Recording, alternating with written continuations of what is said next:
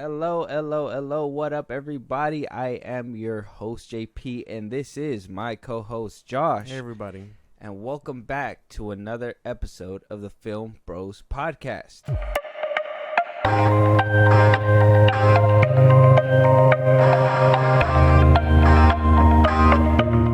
We're live streaming right now, obviously. We are here on a special day, all right? At the time Saturday. we're recording this, for those on podcast and for those on live stream, it's obviously Saturday the 16th, and that is, Josh, what day is it? It's Batman Day. Batman Day. It's a good day. Long live the Bat, apparently.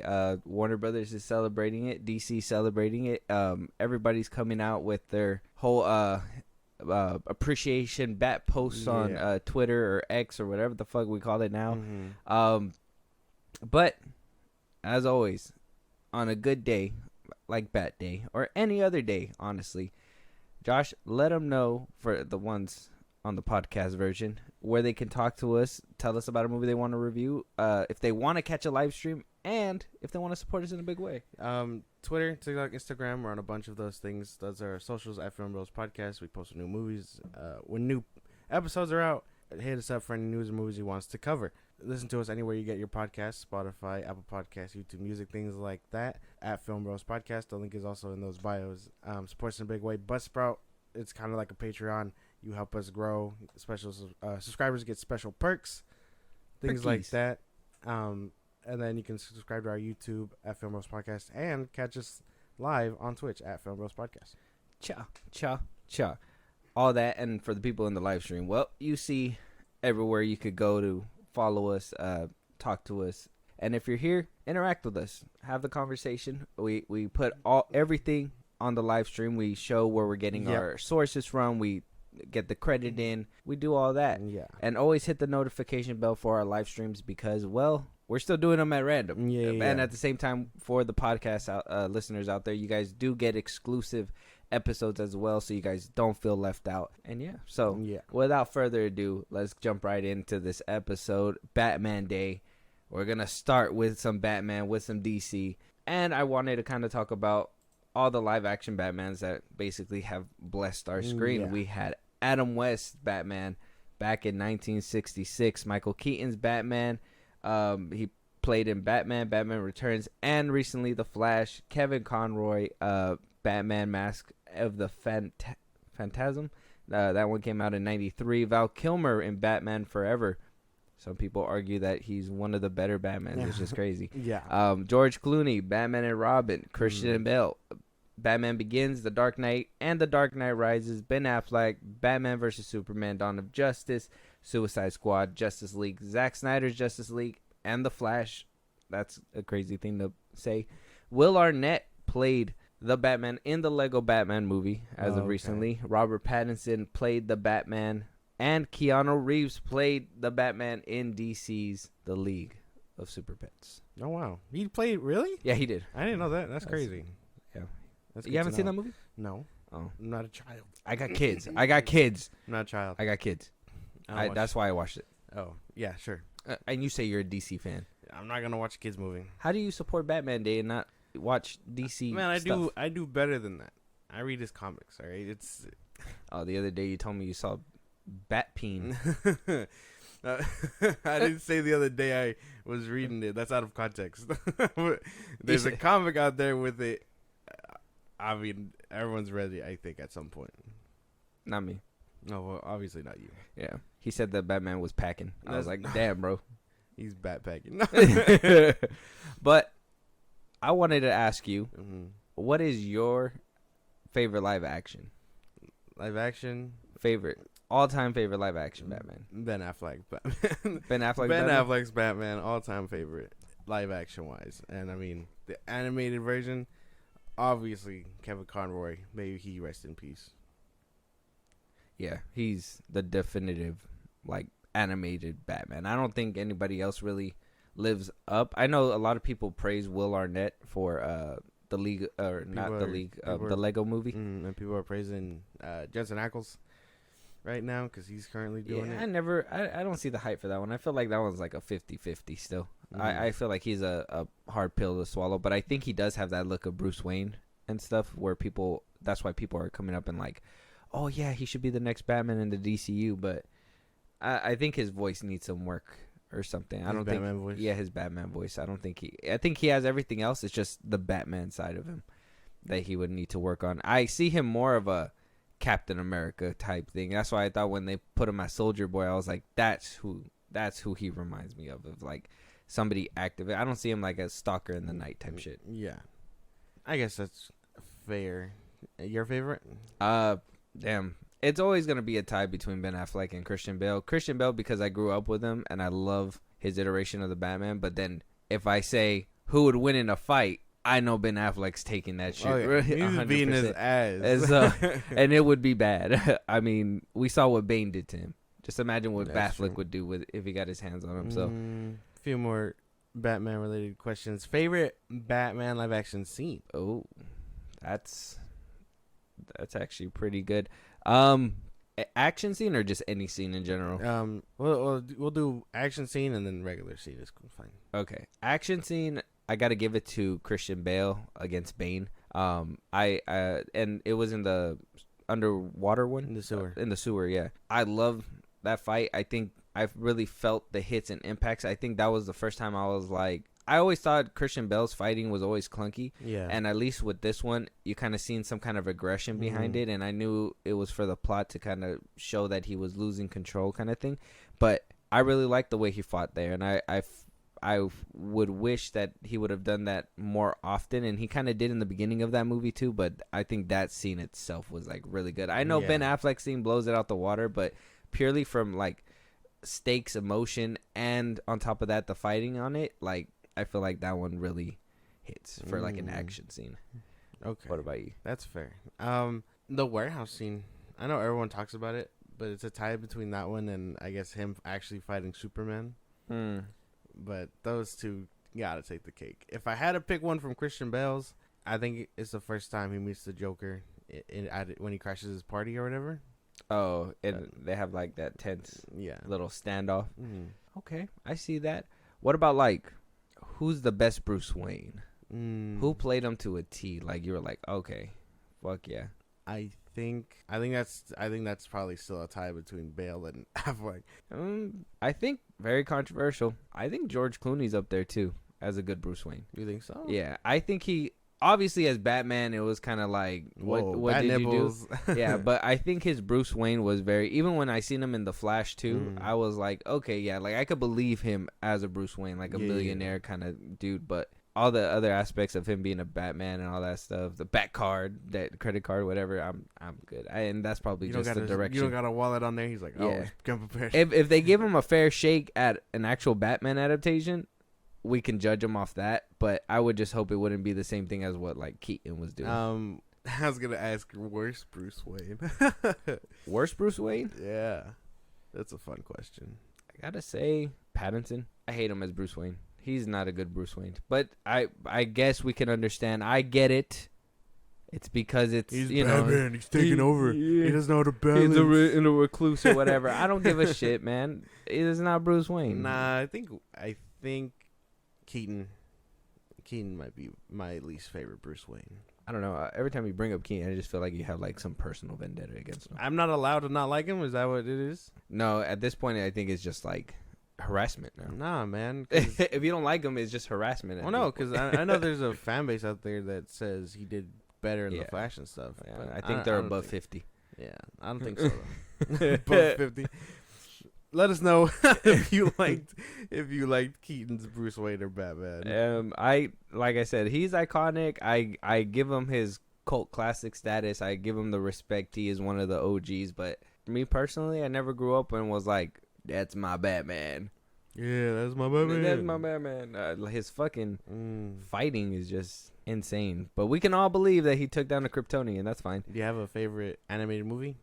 Before we animated movie, I like the one with, it's probably out of the new animation slots where is it Batman with his kid with Damien? Oh, and he has that whole like skerfuffle with him. Oh, where he fights him? Yeah. That's Batman versus Robin. Yeah, I like that one. The Court of Owls is in there. I really enjoyed that one. I think that one was the one that made me want to say, like, I want to see the Court of Owls in live action.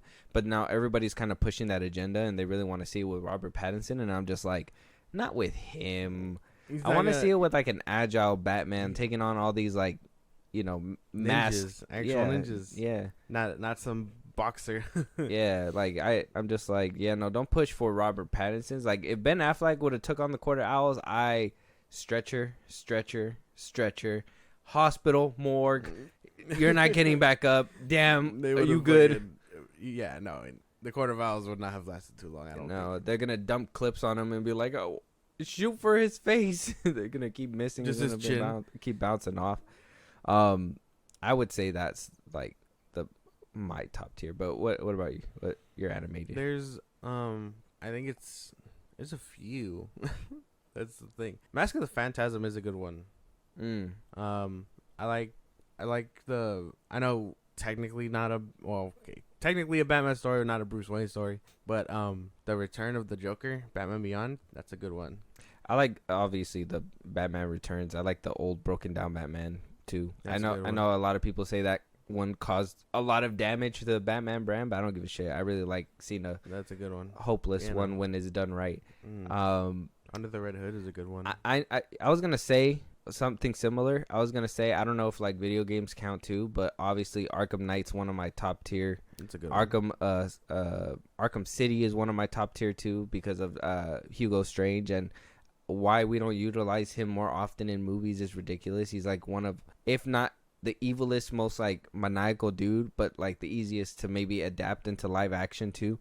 And I wish after playing Arkham City as a kid, I was just like, dude, I wish we would have seen him, like, in live action with what's his name, Christopher Lee. I'm sure there's a deeper conversation to be had, but I don't think people can handle that kind of intellectual villain.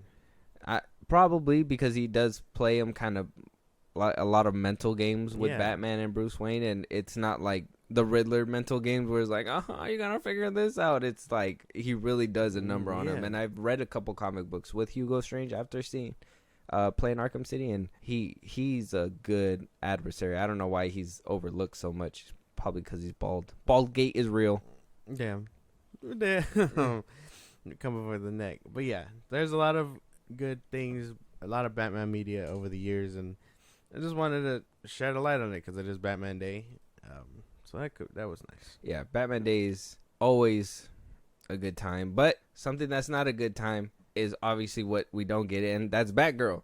So damn, we got the directors coming out to discuss Batgirl because they were what's her name, Adil El Arbi and Bilal Falah told Insider while promoting their new movie. It's a war drama called Rebel. That they basically asked him the question. You saw The Flash, him knowing that, you know, Keaton was supposed to be in Batgirl. Yeah. They kind of answered saying that we watched it and we were sad.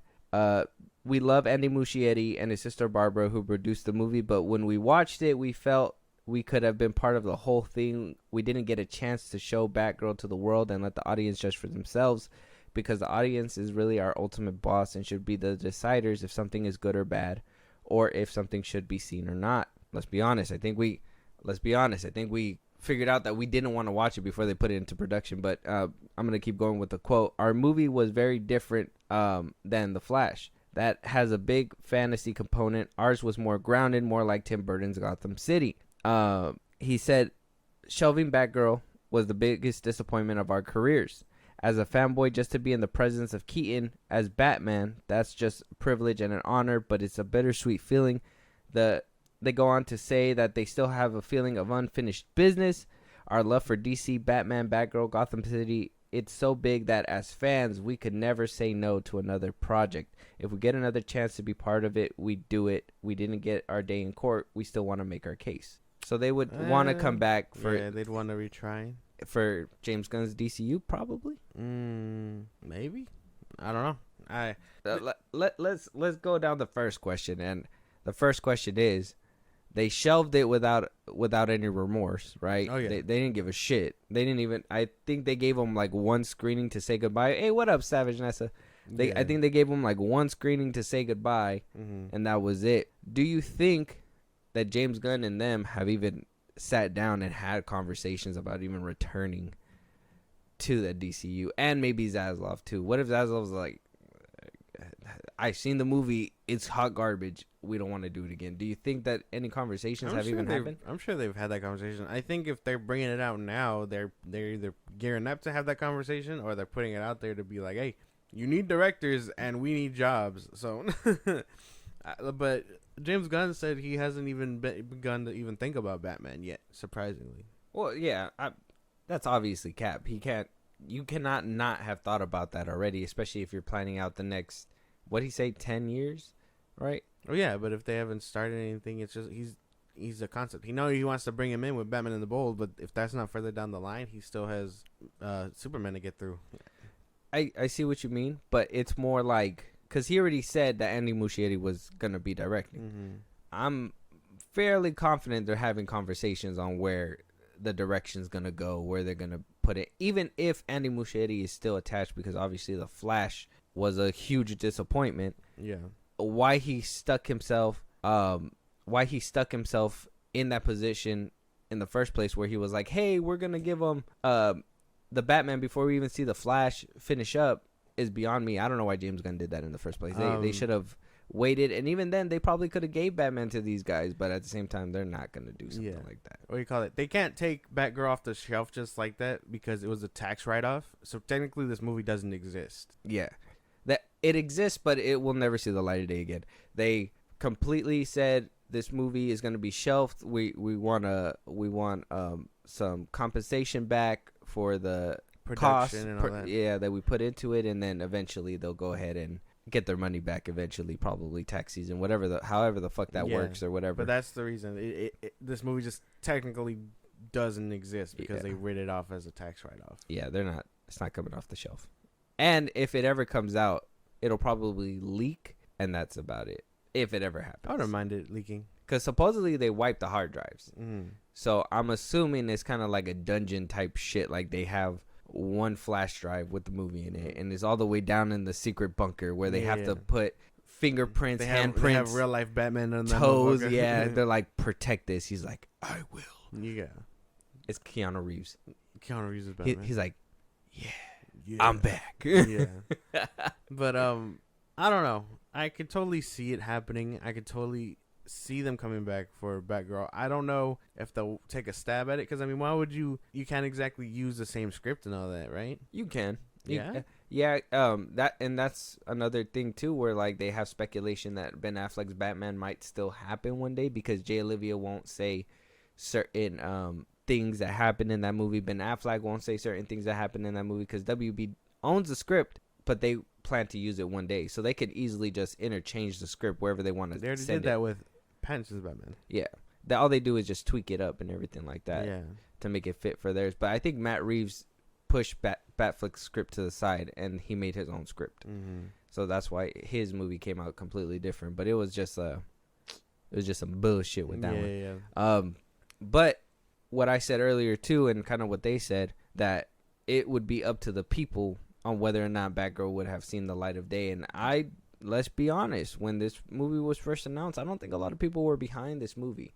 I think a lot of people were saying since the jump, like, we didn't care to see this iteration of Batgirl. It was mad confusing because, I mean, the regime was still in charge. They were fans still wanted the Snyder Cut. They were announcing random bullshit like this. Blue Beetle was going to be part of it, but also a streaming movie. What else? They greenlit a Wonder Twins at one point and then scrapped that idea completely. Like a lot of these DC greenlit movies, it for like 2 days and got rid of it. Yeah, they're like, eek, that was a bad idea, and deleted it right out the fucking gate. It's because they announced it during the whole merger thing with WBD, and then when Zaslav got a hold of it, he was just like, "What are you guys? Is it in production? No." Then get the fuck out of here. Not happening. But yeah, it's funny. I don't know. I think a Batgirl movie is possible, just not now. I don't think. Yeah. Well, it's possible. And the thing is, too, we would need to ensure that we're going to get a proper setup for this Batgirl and a proper, like the whole problem with obviously Batgirl was the fact that the regime's changing, everything moving, all these pieces that were changing, and all of a sudden, Batgirl was supposed to come out after the Flash, but Aquaman was supposed to come before the Flash, and everything just kept shoveling up to the point where this movie just was it sucks, but it was kind of like putting down Old Yeller. Yeah. Leslie Grace was like super hyped about it though, and I think that was like the most heartbreaking part because For like sure. even after like they canceled it, she was like, like putting a bunch of pictures. Yeah, she was foiled from the start. It was crazy. But yeah, it was a setup. Sasha Kaye too. It was a setup. Yeah, very weird stuff. We're not gonna see her in anything pretty soon, and that sucks. James Gunn, if you recast her, that's got to be racist. I'm just saying. There's no way. No, she deserves to come back. But speaking of James Wan wound up coming out right before that new trailer came out. Like I said, it is a DC theme, so we are going to be watching the new Aquaman 2 trailer. We have not seen it. You haven't seen it. Nope. I haven't seen it. You haven't seen it? Nope. What? Okay. I haven't seen that shit. I got to look deep into your eyes. Why would I lie about that? I haven't seen it. I don't know. What if you're a big fan of Aquaman the only thing, and you just couldn't contain yourself? No, I haven't. You're like, Orm? Oh, my God. No, I haven't seen it. But Amber Heard? Oh. I haven't seen it. But the one thing I keep seeing floating around is Aquaman's suit drying or whatever the fuck. Hanging? Have you seen that? No. You haven't seen that going around? No. Okay. I actively avoid anything. I think the only thing I seen was people making fun of the fact that they used a same piece of the first trailer in the second trailer. It was just like him on the beach or something. And they're like, oh, they're using the same. I'm like, they do that all the time, but I understand. Yeah. It's a hot ticket to do right now to just roast this movie off little things. But so questions were asked to James Wan, and he told Entertainment Weekly on his first question was basically he addressed all the reshoots. Apparently there was a bunch of reshoots. People were saying it was on its 5th, 6th, 7th reshoot, but he addresses it and he says, we have big actors in the movie and everyone is scheduled is really hard, and everyone's schedule is really hard, so we need to break up our shooting schedules in sections. We'll shoot a bit here now because this actor is available, and then we'll do another shoot now because this guy's available. People are like, oh, they're doing a whole bunch of different shoots. No, it's actually combined them all together. It's actually not many number of days at all. So he's saying that they say 5th, 6th, 7th reshoot. It's not that they got the plans approved, and because Jason Momoa is off on his own projects, Amber Heard's in Spain somewhere hiding from Johnny Depp and the mob that roasted her off of out of America. She they need time to film things, which he's gonna address the rumor too about cutting down Amber Heard's screen time and all that stuff as well. But do you believe this? Do you feel like it wasn't multiple reshoots? It was just one whole big reshoot? I call cap. Yeah. I call cap on the maybe in the backhand with James Gunn. Maybe it had to be in parts, but I think because the movie was said to be done in 2021. 2022 rolled around. It was still under Walter Hamada. They were still doing reshoots, and then BD wound up taking over by the end of 2022, and we got more reshoots because of James Gunn. So yeah, I think there was a lot of reshoots, and then when we got word of the one screening that went terrible, that's when they were like, no one liked that shit. So they sent it back to the lab, and now we're at where we're at. But I think the beginning of this movie was just like The Flash, and it had something different in it. Probably. I mean, we know there was something different in it. At one point, Keaton and Batman were involved heavy, or Keaton's Batman and Ben Affleck's Batman. Keaton's was completely wiped away. Ben Affleck replaced them, and then could potentially not have it at all. So he also addressed Batman, and would we be seeing Keaton's or Affleck's Batman coming in? He says the tricky thing early on was not knowing whether Aquaman would come out first or come out after The Flash. So we just had to be prepared. At the end of the day, the best thing I would say about this movie is that it is not connected in any way to any of those films. We won't specifically be drawn on whether any version of the Cape Crusader shows up, teasing only, you're going to have to wait for the movie to come out. We've heard that before. So we're not going to see any Batman. We saw Wonder Woman and Shazam. We're going to see Wonder Woman and Shazam and Aquaman? No. I'm saying that I'm connecting the dots that they said it's not connected or whatever, and it can be its own thing, but they threw Wonder Woman in there. Oh, the connection part. Yeah, and if they can say that about Aquaman, but they can throw Batman in there too.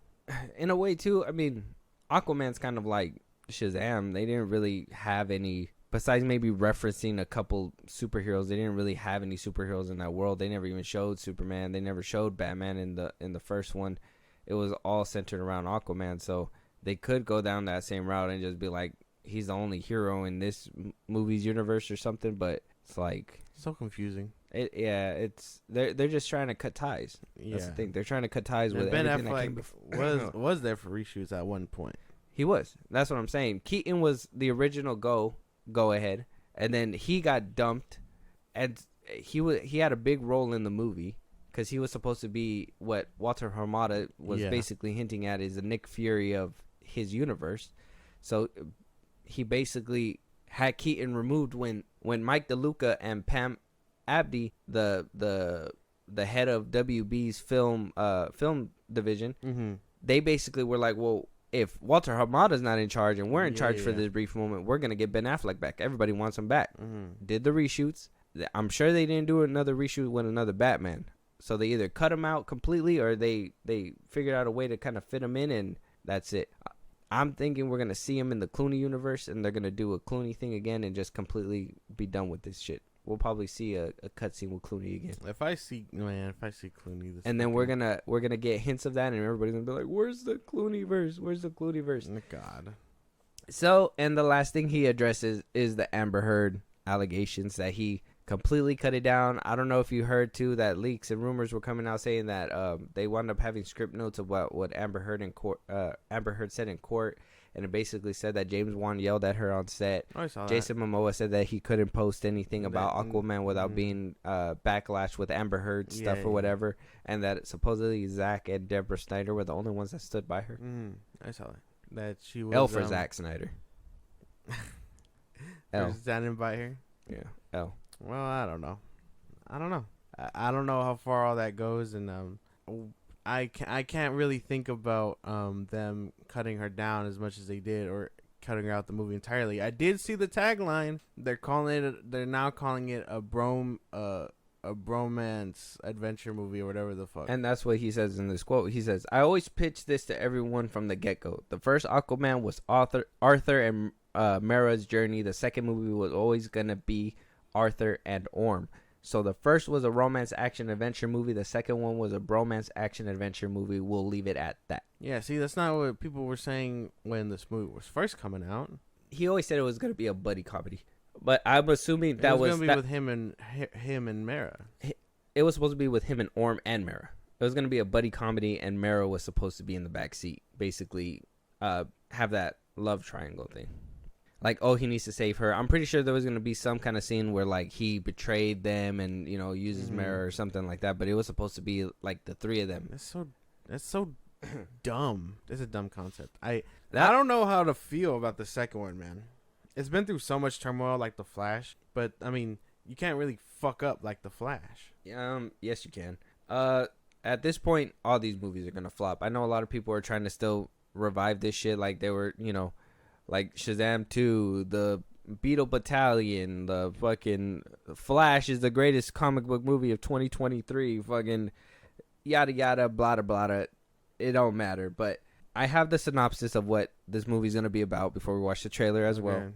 I want us to be completely prepared because we already know what this movie's been through. We already know what's happening with this movie.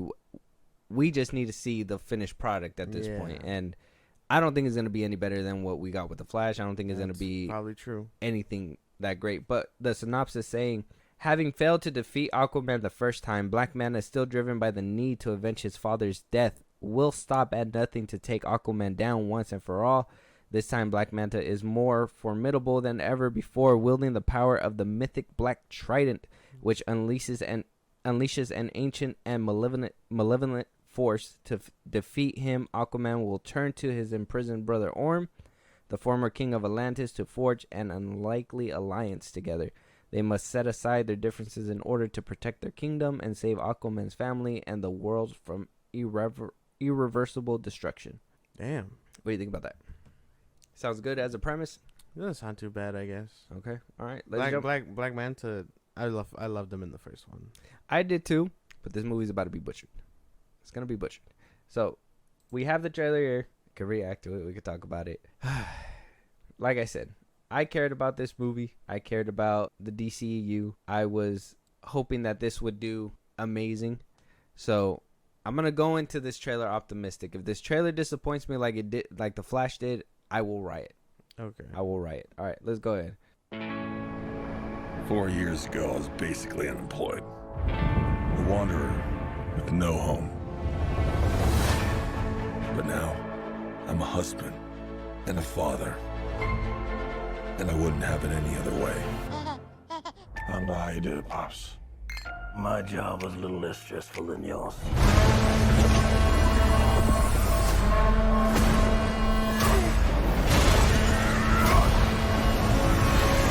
Oh yeah, I finally got a job. I'm the king of Atlantis. 500 million people from every known species in the sea call this place home. But that doesn't mean they all like me. I'm gonna kill Aquaman and destroy everything he holds dear. I'm gonna murder his family and burn his kingdom to ash. He must be stopped, or a global meltdown is imminent. I think I know someone I might be able to help us. Ooh, you look rough. Good job, little brother. High five. Do not call me brother. I cannot believe you let this happen. Yeah, well, I hate this job. True king builds bridges, right?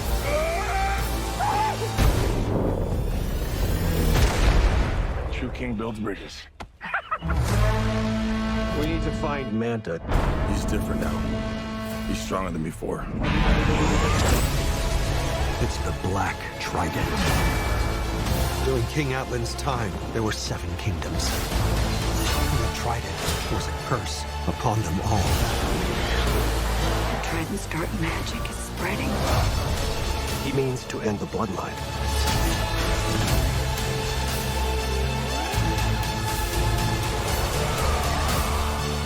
I don't know what lies ahead, but we can't leave our children in a world without hope. You're not as bad at this as you think. If you lead, the 7 kingdoms will follow.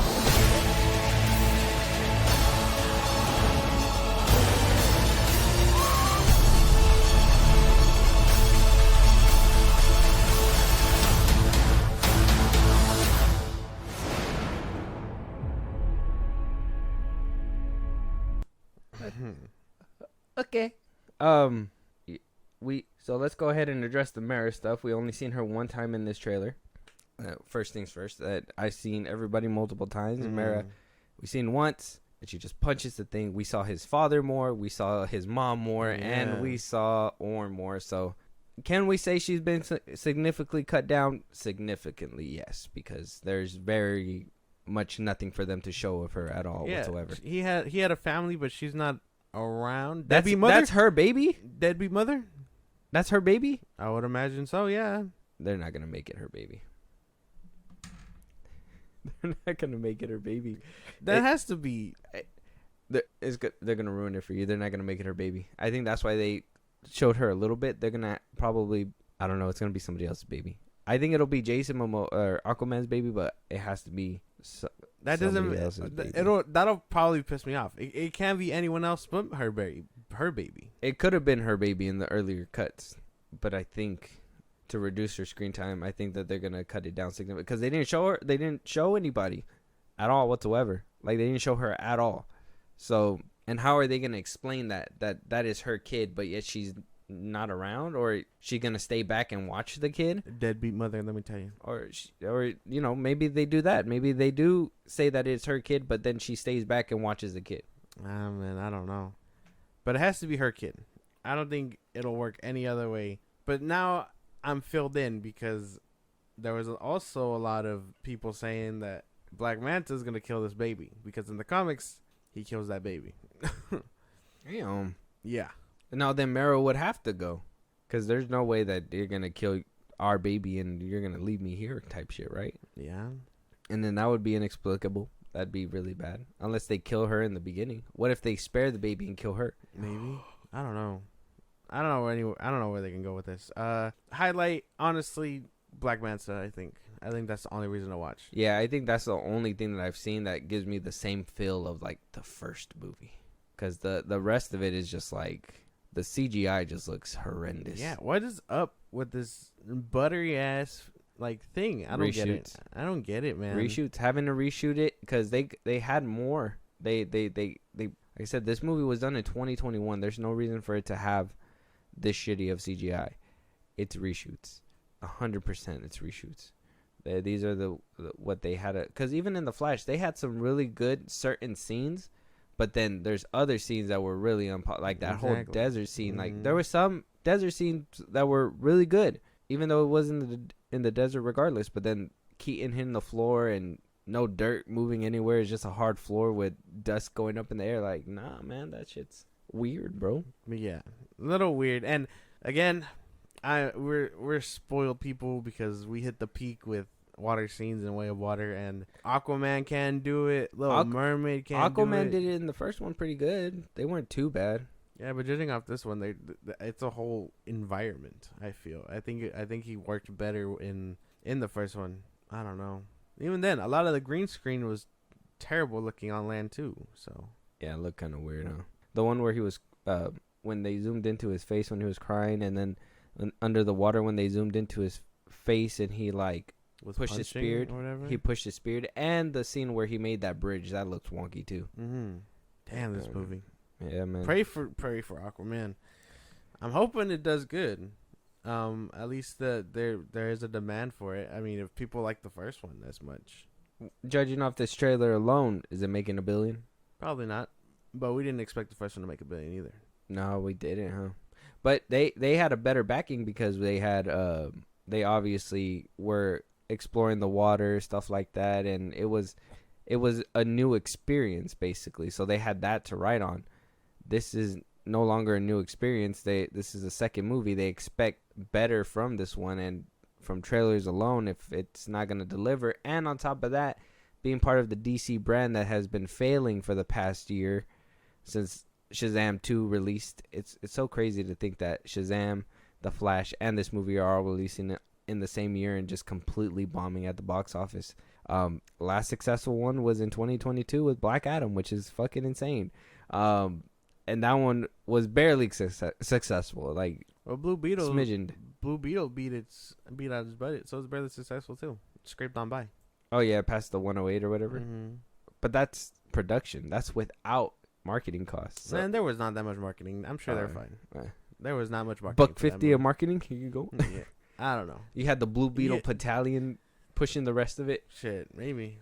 Yeah, and I mean they couldn't pay actors to go to red carpet or whatever, so sure it was a lot cheaper. That's true too, huh? Everybody's on strike. They're saving some money.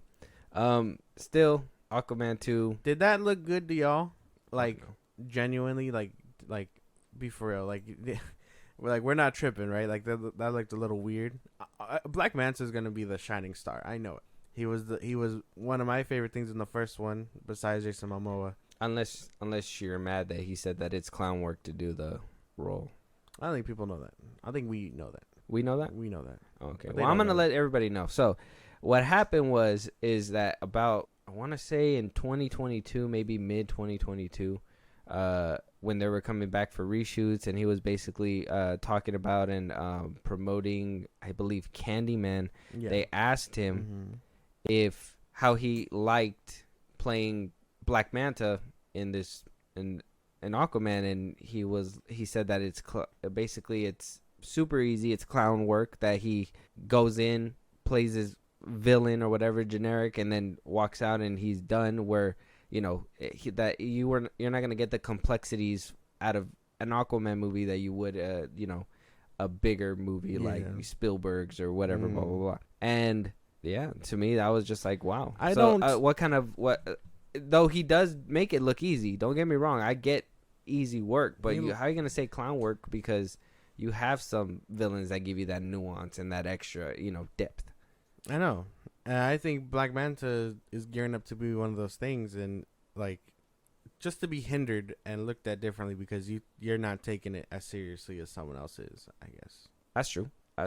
And that's one big thing, because a lot of people take these superhero movies seriously. Exactly. And there's not. Are you one of the people that take it seriously? My superhero movies? Yeah. Yeah. I'll admit that. I don't care. I prefer quality over shit. So, my man, you were writing for the Flash for so hard, so hard for so long. Like, I'm not allowed to switch up opinions. Apparently, I'm not allowed to think something is shit. I'm gonna always hold it against you all the time. Yeah, well, all the time. Well, it's to the ass. end of time. I can admit it's ass. It's not good. It's ass. I can admit Suicide Squad 2016 is also ass, but I can still enjoy that. You can enjoy it better than the Flash. Mm-hmm. Even with Black Adam's faults, I could still enjoy that. I can enjoy it. If you put the last 4 DC movies, Black Adam, Shazam, The Flash, and maybe this one. I haven't seen this one. Oh, Blue Beetle 5. Why do I keep forgetting about Blue Beetle? I don't know. That one's just like, it's got to be racist. No, that one's just obscure. So you put all those in front of me, I'd probably go rewatch Black Adam. That's interesting. Only because at the end we see Superman, and then you don't need to know much besides lightning hands, lightning, fighting, and Kandak. That's about it. That's all I remember. That says more about you than anything else. But anyway, Aquaman 2, I'm not too sure if I'm going to go see it. But if I had hype around it, go see it for Black Manta. That's the best I can give. He looks badass. Yeah, I like the scene where he like flipped the trident smaller, and it was like green or whatever. That scene looked cool. Let me see if I can find it. Damn, my hand is wobbly. He looks pretty solid, but he still looks CGI too at the same time. Like, don't they put him in front of green screen and go ahead and like body double? Like, don't they put him in an actual suit and actually walk with him? Because it looked like in a few scenes there's an actual suit. That's why I imagine there is practical suits being used, but you still have to cake on CGI and stuff for water and things like that. James Cameron didn't do that. But James Wan will. Yeah, Aquaman, everybody. You guys decided. Not everybody can be James Cameron, man. Damn. Everybody can aspire to be him, though. No. No? Oh, no. Okay. Well, somebody who's not being very, how would you say, somebody to look up to and admire. She's kind of ass. Yeah. Is Drew Barrymore. She wound up putting an apology, not really kind of an apology. This Twitter user said, "This is so lame. You're just a scab. We don't need all the throat clearing." So she's decided to, we talked about it in last week's episode, but she decided to go ahead and scab out. And what that means, for those that don't know, there is a writer's strike and I don't know how you can't know. Hollywood has been affected drastically. Well, you know what's funny? Not a lot of people know. And not a lot of people care. That's the weird part. And I think it's because of the fact that they're still getting their shows and stuff. The moment that, they stop getting what they're, looking forward to and everything. Even all these people on Twitter, they're like, oh, yeah, we stand with the WGA or whatever. And it's like, well, there's still, Margot Robbie's going out there now. Everybody, like, all these bigger names are starting to go out there. And it's like, well, because now they're losing out on work. But we're still getting the stuff that, we've been waiting on. Eventually, when that runs out, that's when everybody's going to get off of Twitter and be like, oh, we need, people to get more fair pay and blah, blah, blah. We've been screaming that out. But I think the studios know that it's like a muffled voice right now. And nobody's really paying close attention. And it's going to kind of get proven with a couple of articles that I have pulled up coming up right here. But there is a strike going on. It's the writer's strike. They're not getting paid fairly. They want to be used. Studios want to use AI. Yeah. Studios, I mean Paramount, Warner Brothers, Sony, The big ones. 20th Century Fox, Disney, Iger, all them people. Like, they want to just copy, scan, and forever use everybody. If you guys seen The Flash, just imagine that. Imagine you make one movie, and from there on, they don't have to pay you for anything. They can use your likeness whenever they want, whenever they feel, and however they feel. Yeah. That's, I mean, it's kind of like Vin Diesel bringing back Paul Walker. If he didn't pay his family for using Paul Walker's face or something like that, they would need to, even though they have a digital scan of his face already, you know? And that's a big deal for the actors, and that's why they went on strike, because it's basically shit's rolling downhill. Now, we don't know how long this is going to last for. Nobody's reaching in the middle and saying, hey, we'll meet you here, here, here. The studios feel like they have a proper spot, and they don't feel the need to want to have to make a career for these people, or not a career, but like a living for them, that they need to figure out a different living, maybe move up within the ranks, don't just be a writer. And other people are saying, well, as a writer, you should be able to live fairly and, you know, have at least access to health care, you know, access to money to afford health care and stuff like that. And if you heard our older episodes, you guys also know that they're basically asking for like 0.08%, 0.88%, 0.65%, 0.1357%. Chump change compared to what they're making. Exactly. Like, they're making so much money. So Drew Barrymore, her show went off the air when the strike wound up happening, because she does have the writers and all that she needs to make it happen. The writer strike has been going on for about 4 or 5 months. This the actors strike has probably been going on for about 3 months. I think they're 2 months late. So WGA is approaching 6 months. She thinks that she needs to save jobs, and she thinks that people are relying on her, not just writers, but, you know, crew and all that, people that hold the lights up and all that stuff and blah, blah, blah, blah. She will kind of explain in this video, and I kind of just wanted to play it all through so you guys can understand the sob story that she is giving before we completely just talk about this. Mm-hmm. I believe there's nothing I can do or say in this moment to make it okay. I wanted to own a decision so that it wasn't a PR protected situation, and I would just take full responsibility for my actions. I know there's just nothing I can do that will make this okay for those it is not okay with. I fully accept that. I fully understand that. There are so many reasons why this is so complex. And I just want everyone to know my intentions have never been in a place to upset or hurt anyone. It's not who I am. I've been through so many ups and downs in my life, and this is one of them. I deeply apologize to writers. I deeply apologize to unions. I deeply apologize.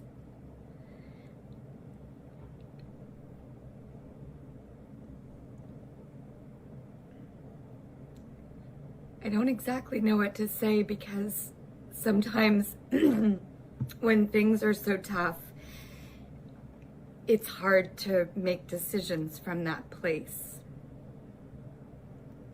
So all I can say is that I wanted to accept responsibility. And no, I don't have a PR machine behind this. My decision to go back to the show, I didn't want to hide behind people. So I won't. And I won't polish this with bells and whistles and publicists and corporate rhetoric. I'll just stand out there and accept and be responsible. There's a huge question of the why. Why am I doing this? Well, I certainly couldn't have expected this kind of attention.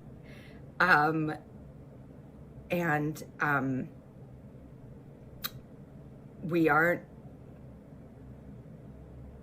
going to break rules and we will be in compliance. I wanted to do this because, as I said, this is bigger than me and there are other people's jobs on the line. And since launching live in a pandemic, I just wanted to make a show that was there for people in sensitive times. And I weighed the scales and I thought, if we could go on during a global pandemic and everything that the world has experienced through 2020, why would this sideline us? So I want to just put one foot in front of the other and make a show that's there for people, regardless of anything else that's happening in the world, because that's when I think we all need something that wants to be there, being very realistic in very realistic times. So that is my why. Now see, damn, I was just about to, god damn it. They're the same picture, she says. That felt more genuine than the Ashton Kutcher one. Well, because I think it was genuine. I think that she actually feels bad, and I think that she does have a decision to make. I understand the spot that she's in. It's just it's the way she's going about it. That's the thing, right? It's they called this an apology video. It's not an apology video. An apology video is being sorry about what you're doing and stuff. She's explaining her reasoning as to why and continuing to do it. But she is sorry. And then she deleted it because of the backlash. Yeah, but I mean, you knew what was coming. She at that point she knows she's standing by her word. She should have been able to handle that, I guess. Dang, it's better to just be quiet and do nothing during this strike. Basically. I don't agree. I think it is an apology video. And in a place where you are in charge. Now she did start the show in the pandemic. She pushed through because it is her talk show. She's not as big as Kimmel and Fallon right now where they can take a back seat and make money off their rewatched YouTube videos and just keep, sitting pretty for a good amount of time. She's still, having to deal with having to she still has to deal with having to pay for her people, produce this show to keep her money in her pockets, because what kind of deals does she make in order to even have this show on the air? What kind of contract does she need to fulfill, because she's technically not an actress when she's doing that. She's a talk show host personality. So yes, the writers are a big important part, but if she just wings it and does it on her own, in a way she's not breaking laws, but she's still producing for the AMPTP, if that makes sense. So that's where the big discrepancy comes through, in my opinion. The WGA did put out a statement just saying Drew Barrymore should not be on the air while the writers are on strike fighting for a fair deal. In reality, shows like this cannot operate without writing, and that is struck work. And that's where I'm like, if that's the case, and that's where I say, if that's the case, why did they give them a fair deal, or why did they give out passes in the first place? If we care about solidarity and we give a shit about what she's doing at this point in time, why didn't we worry about that? Why didn't we care when we were giving out those waivers in the beginning? Because they were only handing out waivers to people that abided by the rules. She's not hiring writers. She's not even negotiating with them to be like, hey, if you guys come back, I'll pay you fairly or whatever. She's just going to do it without them. Yeah. She's just saying, fuck it. She's not paying them or being fair to anybody. At least with those waivers, they were like, hey, we'll get you work. We'll pay you fairly. Come back to work with us. And the AMPTP or the WGA and the writers are just like, okay, sure. What if she's in a spot where she can't do that, though? Where she can't afford... Then she should not be doing what she's doing.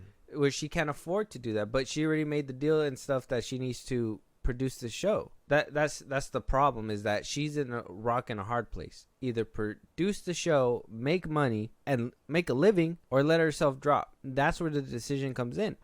And this is where I think that this is where I think it's going to get really rocky for everybody, because there's going to be some point, and I told you this, there's going to be some point where these actors and actresses, they're going to need work. They're going to need money. Eventually, you're going to see everybody out there because they're not going to have any work. They're not going to have any money. And this thing is going to keep going on because they don't want to. I don't feel that they don't have. I don't feel like they're making proper demands, and I don't feel like they're giving out fair deals either. Because how are you going to say that it's fair for other people to work, but it's not fair for me to work when I have my show on the line? It's not fair. So it's just not fair. You can't pick and choose.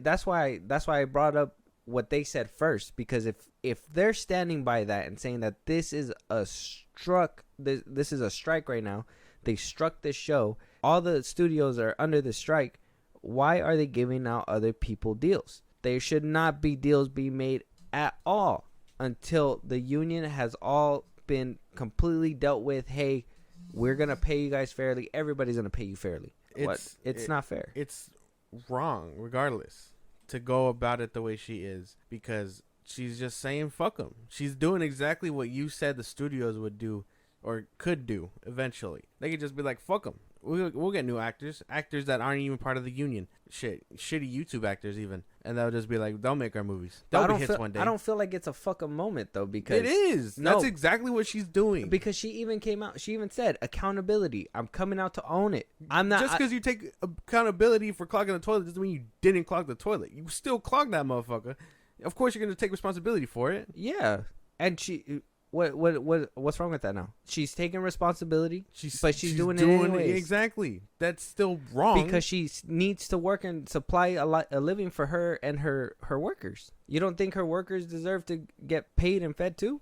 You're telling. I highly doubt. So they need to stop their jobs and they need to lose their work because the writers are trying to get jobs and work. I am sure there's a dime a dozen of camera work jobs and lighting work jobs and all that. They can go and fucking do plays if Devil's that's the advocate. case. There's a dime a dozen actors.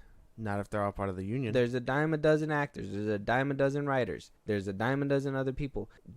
Like I told you before, and like how you brought up, the studios can't say fuck them and just keep going. That makes them scum too. And take AI and blah blah blah blah. Yeah, but like I told you before too, not a lot of people know about this stuff. Not a lot of people know about the strike, and like I said, we're gonna get there. We're gonna get there. But all the backlash that she got from this, you got Alyssa Milano coming out. I'll play the short clip.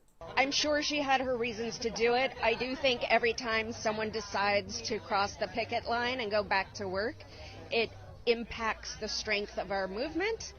And I love her very much. I grew up with her, but I'm not sure that this was the right move for the strike. I'm sure in her eyes it's the right move for her and the show, but as far as the WGA and SAG and Union Strong, not a great move. I think she gets it. Like, it's good for her and her show, but it's not good for the union as a whole. But then that's where I feel for her, because I don't think the video is disingenuous. I don't think that she made that video coming out saying like, oh, I'm gonna try to pull on people's heartstrings and I'm gonna make people forgive me and shit like that. No, she put out that video knowing damn well it wasn't gonna be received well. She at least wanted to tell people like, I know what I'm doing wrong, but this is what I have to do for my people. So in some eyes she's doing wrong. Yeah, union, all that stuff, she's doing wrong, but in her crew's eyes and in the camera people's eyes and the people that she knows eyes, that bond is stronger than the rest of the people that are fighting. And if she can do her job at the same time, not in her eyes, not cross the picket line, but she is crossing the picket line, then no harm, no foul on her part. But she's at least trying to do what's right. And it's not fair to these people. It's not fair. But at the same time, it's not fair to her either and her people. Oh, man. I don't know. I'm sure you those can see the people dilemma. Those people could have found more work. Camera people, lighting people, like, there's always gonna be room for that shit. Hell, they could go on tour with fucking bands if they really wanted to. But I don't know. Continuing to do this, acknowledging it, sure, I will give her points for that, because at least she came out and said something.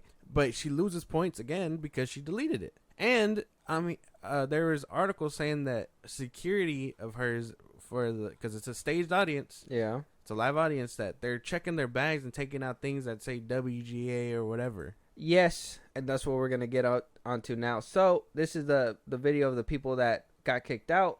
They were wearing strike, and this is where I told you already that people don't know that the strike is happening. So the Drew Barrymore show is still filming. There is a picket line outside of her studio and where she broadcasts live. I would imagine. WGA people, you know, the Krusty Krab is unfair. I'm sorry, that was a joke.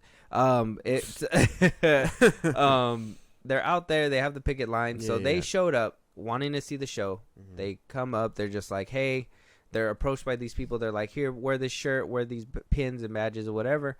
They walk in dressed like this. Okay, look at these pictures. Hold on. They walk in dressed in this attire, have the buttons on and everything. Okay, they walk in and they're basically approached by security and kicked out before they're able to explain where they got the gear and all that stuff. But they're basically wearing that gear into the show where, you know, she basically doesn't want... what I'm assuming is they're keeping security out, so, you know, when they're filming the show, they don't want people standing up saying, strike, strike, strike, whatever. You know what I'm saying? Like, they don't want people interrupting the broadcast. But I'm going to let them say their part because they explain everything and how they were attacked. But keep in mind that this is the way that they walked in. They did not know that a strike was happening in the first place, and I think they addressed it in this video as well. So we got tickets to the Drew Barrymore show today.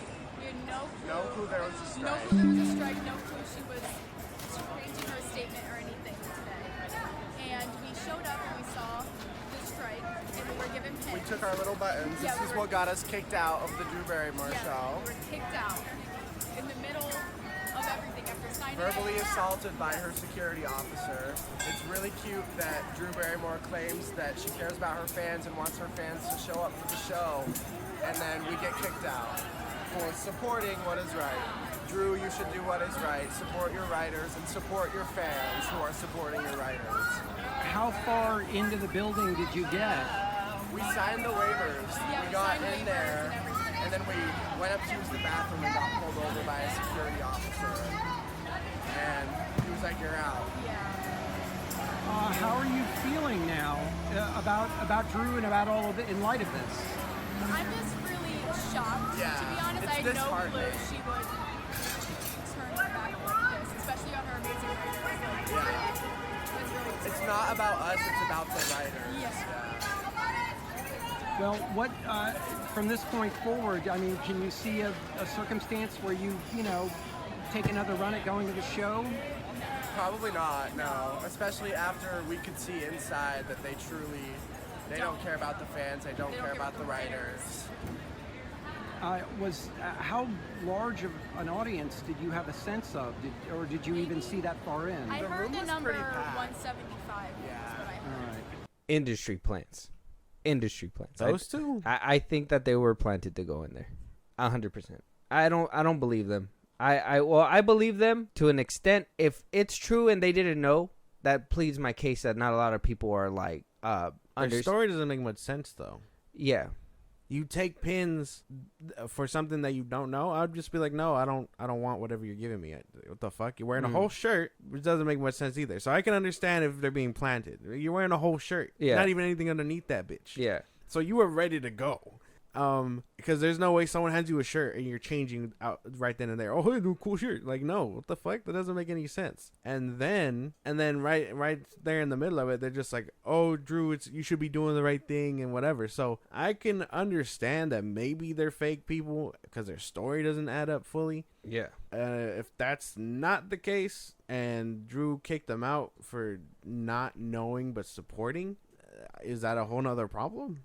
I mean, because she didn't know that they were there, and the security just were doing what they were told. And if they are seen with wearing these attires, whatever, you can't be in there. Does the lines? She draws those lines. What did they want? Like, even if they took the pins in the shirt or whatever, what, you're gonna make them take off their whole shirt or something? Like, that would be. That's the problem. That would be weird. So what they do, they just kicked them out, and they even admitted that they were told, like, hey, you gotta go. They didn't pick their bags. So I know there was articles saying that they were picking their bags or whatever. They didn't do any of that. They just basically said that they had to go. They did say that they were talked to poorly by the security guards, saying that they were verbally assaulted when they were escorted outside.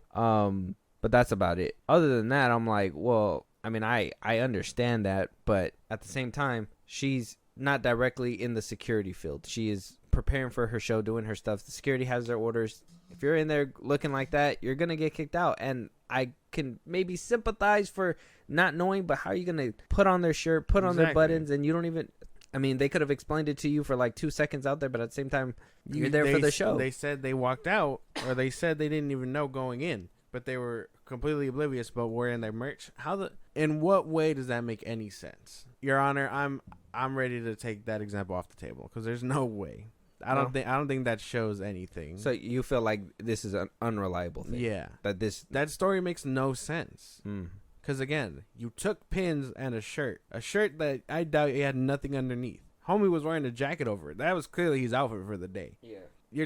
They're not going to ask him to take off your shirt. And unless you did have a backup, then you already failed. You already know you're in there for some nefarious shit. You take pins about something you don't even do. Again, a normal person, especially in LA, would probably be like, fuck off.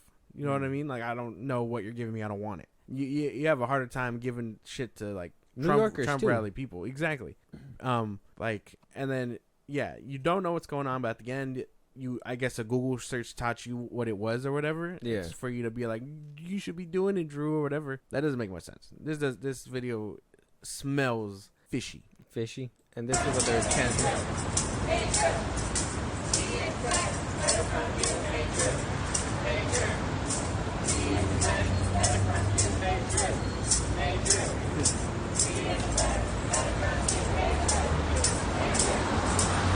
They don't even look like they're holding merch. Where are they pushing their merch at? Half these guys aren't even wearing that shirt or buttons. Am I tripping? Can you see that? No, I can't see that from here. Oh, yeah, no, they're like in normal attire. Play, bitch. It looks like they're in normal attire. Yeah, I don't see any buttons on them. Why would they dress up in all buttons, all t-shirts? But look, this guy has no buttons, no WGA t-shirt. He has the picket sign, which I guess says enough. But why wouldn't you be all decked out in supporting gear? You're not gonna play? All right, you don't have to play. That's fine. We're done with you. But yeah, they have no gear on whatsoever. So it's like how they push merch to these two kids. Look, to me it just looks staged to me. That shit does look kind of staged. I seen this yesterday, and I looked into it yesterday, and I didn't see these pictures and stuff like that. This is the first time, but this shit looks staged to me. This looks like I'm a secret writer, and I'm just gonna go in there and I'm gonna blurt out a bunch of shit, and they thought they were gonna get to it, but be prematurely kicked out. I would understand why you're upset because you didn't even get past, Yeah. Now, if you were randomly stopped, supported them, and were just like not wearing all this shit that said, hey, writer strike, whatever, then I could totally understand that. But no, you went in full geared. I think the WGA or whoever the fuck is planning these coups should really step back and be like, damn, maybe we shouldn't dress up our spies so heavily. They just have them walk in like normal fucking people, and then once you're in, you're already in the chair. Just shout what you need to shout, and then be escorted out. Be that guy. Yeah, and this is his Twitter too, one of the guys that got out. So he even says too in the bottom, he says, for clarification, we knew about the WGA strike, just not that they were picketing at the Drew show. We were unaware until inside that her show had WGA writers, thus crossing the picket lines by starting again. We won the tickets last minute and didn't do enough research, clearly. Wonder why. Hell yeah. That includes the workplace. Let's go right and shame them. This is reflective of Hollywood in general, but they don't realize that they are all in this together. Drew Barrymore choosing to act as a scab hurts both her and her writers. Yeah. People are really supporting this stuff, which, like I said, it's not a bad deal. I honestly believe they should be supported, but I think too she's in a rock and a hard place. So I think that's I think at the end of the day, that's where it's at. She's in between a rock and a hard place, and she's gonna have to do whatever she needs to do. But them also setting industry plans like that in order to be, outraged and everything. It's kind of smart tactic. It's like the Trojan horse type shit. But they figured out it was a Trojan horse. The Trojan horse fucking was a inconspicuous gift before they came to that realization. Again, dress up your people better. Make them look normal. Don't send them in full geared out, because then, people are going to be like, hey, this person might cause trouble. That doesn't make much sense. You go in inconspicuously, and then once you're in there and they're like, oh, yeah, everybody applaud, we need to applaud, whatever, once Drew steps out, hey, fuck you, Drew, or whatever, and then, you know, you're already being escorted out, so it doesn't matter. You get your point across. And then, like you said, if you were wearing that shirt, because he did have the jacket over, they both had it, they had it clearly showed up, and you guys did your research and knew about the strike and still put on that shirt and got gear somehow, some way, and all they did was give you pins in the front door. What does that tell you? You showed up knowing damn well what you were there to do. Exactly. And that's as simple as that. But I don't know. Whose side is everybody on? I don't know. I'm kind of on Drew's side. I understand. I don't want to be that guy, but at the same time, if you guys want solidarity, in my opinion, if you want solidarity, it needs to be fair all across the board. If Jimmy Kimmel, all these people are putting off their show, she should most definitely do that. But at the same time, I shouldn't see actors over there getting waivers to, do an A24 movie or to do this movie or do whatever, while I'm over here and my crew is over here suffering. That's not good either. No. You can't pick favorites. Everybody should have been on strike. All production shut down. A24, you should be banging at the big studios' doors for us. Hey, we can't get work because you motherfuckers aren't meeting them halfway. If we could do it, you could do it. Let's figure it out. They should be standing in solidarity as well. Whatever, blah, blah, blah, blah, blah. I think all of Hollywood should be shut down, but it's not, and that's the problem. It's not Drew's fault that she needs to make a decision at this point. It's the cards that she was dealt, and she's going to have to do what she has to do. No, I completely disagree. I believe it is her fault. I believe that although she takes accountability, that does not mean she's safe from what she's doing. And then again, she deleted it. She deleted it because of the backlash, though. That doesn't matter. It does matter. No, because if you were standing by your word and putting out a video to stand by said word, it's all over the internet now. Let everybody else comment under everybody else's thing. I don't need to hear these notifications pop up on my phone. You can mute tweets. Oh, you're a scab, you're this, whatever, blah, blah, blah. Yeah, if you do that, you're still going to look bad. Just everybody has the video now. I was able to find it without even going to Drew Barrymore's page. Everybody has the video now. It's all over the place. It made news. Everybody knows about this. I could move on. I could just do my show and that's it. No. I see what she's doing and it makes sense. It's just I understand the backlash that she's getting, and I understood it when I was hearing this stuff that she was gonna. Do you have Bill Mayer up here? Bill Mayer, whatever his name is. Oh, the guy we talked about last week. What about him? There was things going around saying that he's starting his show again too. Oh yeah. Well, we'll probably talk about that on the next episode because there's some developing things going on with that that I'm waiting for. Okay. This is what I meant by they're prolonging this and doing this for so long that it's going to get to the point where the studios are going to have to chug along and it's going to split down the middle. And then it's going to come back to this moment where, well, you guys weren't standing in solidarity either because you were giving waivers to other people. So then you're going to have that split and divide where it's like, well, they gave waivers to other people, but at the same time, we got a living to make and shit like that. It's going to be a big ass tug and pull. And then eventually, if they don't get their shit together and if they don't find a common ground, the studios will win because at least at the end of the day,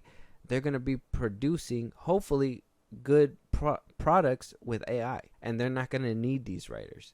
So if they don't all stand their ground at one time, and I'm pretty sure Drew would do this as well. Like, I feel like if they said everything shut down, A24, you're not getting waivers anymore, contracts are canceled, everybody's on strike, no more. I'm sure Drew would shut down her shit, and at that point, everybody will be shaking. But nobody's going to be shaking because at the end of the day, like I told you before, A24 is getting a waiver, but they're still connected by some distribution company that's going to the ANPTP, and they're still giving them some kind of money. So it is crossing the picket line to an extent, but they're saying that it's okay because it's a smaller company who's meeting the demands, and it's still feeding them a little bit of money. So you can't have your cake and eat it too. Shut it all down or don't. No, I don't think we're gonna be budging. I can't agree. I can't get behind that. And I get that. I understand why. And that's what I'm just more explaining that this is gonna be the divide now, and you're gonna start seeing this kind of stuff. Like I said, I still stand with the WGA and the union. And I still think that they deserve their fair pay. But with everything that's happening, and like, what's to say if her show fails, this whole ordeal? And then she decides, I don't know. She's making her bed. She wants to go back to acting or whatever. Who's to say they won't blackball the fuck out of her? Well, that's what I'm saying, too, is like, she better make sure the move that she's making is worth it. I think that's what I would say at the end of all this, too. the move that she's making better be worth it. This better be a successful thing, and as soon as the strikes are done, that she will sign the deal with the rest of them, sign writers on, be like, I'm sorry, do this big apology tour, bigger than what she's doing right now. Obviously, there's not much you can say when you're saying you're sorry and still sticking the knife in. You know what I mean? There's not much you can say besides say, I apologize. I know that I'm being counterproductive, but at the same time, I need to do what's good for my people. So the only way that she's going to make it out of this alive is if she wins. And if she wins and then signs writers at the end of it, if this show fails, she will completely need to go into exile for a few years. Yeah. For a few years, and then eventually come Pray out for of Drew hiding. Barrymore, She's going to be everybody. like Roseanne, basically. Oh, my God. But she was racist. Yeah. I don't know if you've seen her recently. She made an appearance on Fox News with, or no, I think she was on Tucker Carlson's show on X or Twitter. Yeah, of course. And she was going on this big ass tirade, and I was just like, "Yep, that's why they canceled her." And I just kept scrolling. I was like, "This is the reason, Roseanne." She was like, "I don't know why this happened." I was like, "You need to." I can show you. We can tell you why it happened. We could replay the tape, and you will see. You are very racist. Yeah. There's a reason you're on Fox right now. It's because you're very racist. Yeah. So Drew Barrymore is in a tough spot. Hopefully, she clears. She's obviously very sorry for everything she's doing. She's just not gonna. This is the divide that's going to be happening now. We need to know what side you guys are on. Like I said, you could still be on the writer's side and still support them, but still understand the issue that is happening with Drew Barrymore right now. But moving on, Shawn Levy is now the topic of conversation because he let out a lot of things. And one thing that he let out is something that we didn't know about, and that's about a Star Wars movie. He's doing a Star Wars movie? Apparently, he's going to get a Star Wars movie. That everything halted because he was at the TIFF Media Studio promoting All Lights We Cannot See, a Netflix limited series. He basically touched up on everything that he's been developing. Deadpool 3, apparently we're getting a Real Steel TV adaptation that was put on pause as well. That could be cool. And that a Star Wars movie, that during the strike that he started the process of developing the movie, and then the writer's strike happened, and so everything's on hold right now. He has the Real Steel, he has the Star Wars on hold supposedly, and that's it, right? Just those two projects. So he has those two projects on hold as of right now. The Real Steel and the Star Wars one. Mm-hmm. The Real Steel one sounds very appealing. Yeah. I was a big fan of that. I thought the franchise would have kept going in some shape or form. Yeah. I'm a really big fan of like taking boxing and just flipping it on its head. Yeah. I've told you about that anime of Megalo Boxing. Like that's a good one. Like if we could the Creed one is coming out whenever that is, but that's getting anime adaptations too. Like I'm a big fan of this, and Real Steel was one of my favorite Hugh Jackman movies too. So if that all plays out well, I'm down for that. As far as the Star Wars movies go, I think we got a hint of that shit in the Adam Project, right? Kind of, yeah. I think he could probably do it. It would just have to be a question of what he's doing it about.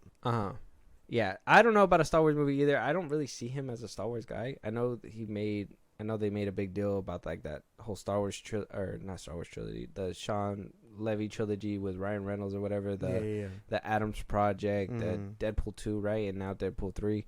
Ryan Reynolds in Star Wars? Hell no. I love Ryan. I don't know how he do in Star Wars. He plays the same dude in every single movie he does now, so I really don't want him to do that in Star Wars. If he could change it up, that's fine. But like you seen him in like Hobbs and Shaw. What if we make him like a cocky pilot? Too Ryan Reynoldsy. He's already made his name as like Deadpool and all that, and it would just, I feel like it would take you out of Star Wars.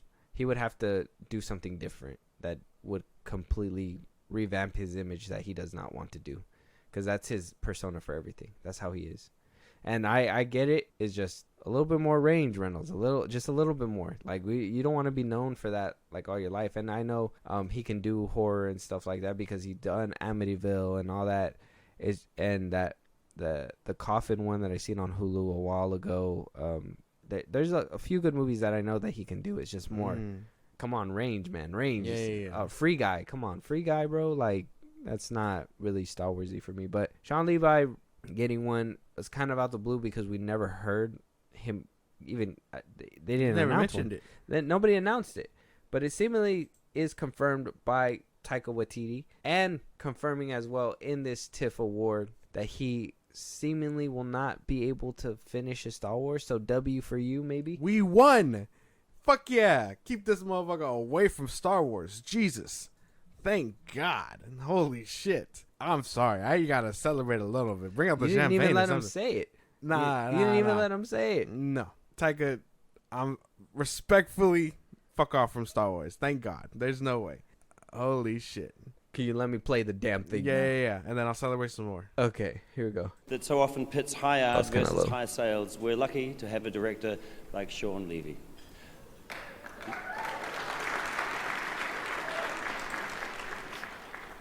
He's there. So much of Shawn's work is high concept with big Can you hear? premises. He dazzles us with special effects, CGI, and animation. But what sets him apart is that he never sacrifices the humanity at the center of his stories. Maybe that humanity all starts on set. He treats his cast like family, albeit big families, with big names like Ryan Reynolds, Hugh Jackman, Steve Martin, Winona Ryder, and Beyoncé. Okay. In Shawn's words, and this is an exact quote, the secret to being a good director is the same as being a good father. Be a fun dad. Encourage play. Don't abandon them. And if they aren't listening or doing what you want, beat them. End quote. Shawn. Shawn has resisted the comfort of sameness in his career, resulting in work that is audacious in its range of genres, but always retains his signature humanity and heart. From Cheaper by the Dozen to Date Night to Real Steel to Arrival to The Adam Project, and now the bold filmmaking shift of his newest work, All the Light We Cannot See. He's currently making his own Deadpool movie with his Canadian soulmate, Ryan What's-His-Face, and co-starring one of those other annoying Australians, the guy from The Australian. After he's had his way with that franchise, like a cruel, indiscriminate virus, he'll move on to another, and another, and another, and then eventually probably Star Wars. And unlike me, let's hope he manages to finish a script for that. And then, of course, there's the insanely popular Stranger Things that has captured the hearts of people of all ages, while also ruining Kate Bush for all of them too. That's basically it. And then he rambles on. I don't find him funny. I don't find any of the little things that he's doing. The fact that, like, grow up, man. Like, you think it's funny that you can't read a teleprompter with people's names? Like, Hugh Jackman. Like, bruh. That's unnecessary. And that is, like, some stupid comedy that is just dumb.